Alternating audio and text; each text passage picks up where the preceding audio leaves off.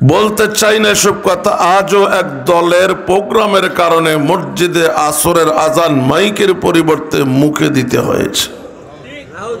আজকের কথা, দলের নাম নিতে চাই না।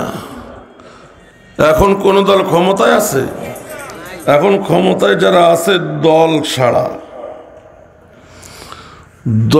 ছাড়া, নির্দলীয় লোক ক্ষমতায় আসে, তারপরে এমন দলের সাহস হয় করতে যে মসজিদের আজান মাইকে দিতে নিষেধ করে। তাহলে তারা ক্ষমতা গেলে কি করবে?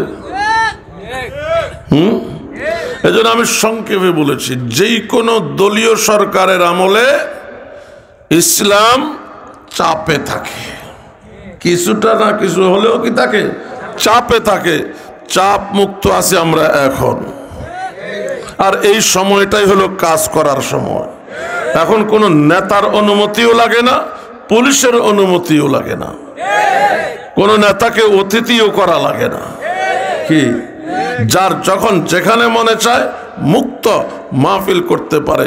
এই সুযোগটাকে কাজে লাগিয়ে এত বেশি কাজ করতে হবে যাতে এই সুযোগের পরে তথা ইউনূস সরকারের পরে যেন ইসলামী সরকার আসে। পারবো কি পারবো না? ওলামা তোলাবা জনতা মিলে এরকম পরিবেশ তৈরি করতে হবে যাতে এরপরে ইসলাম আসে।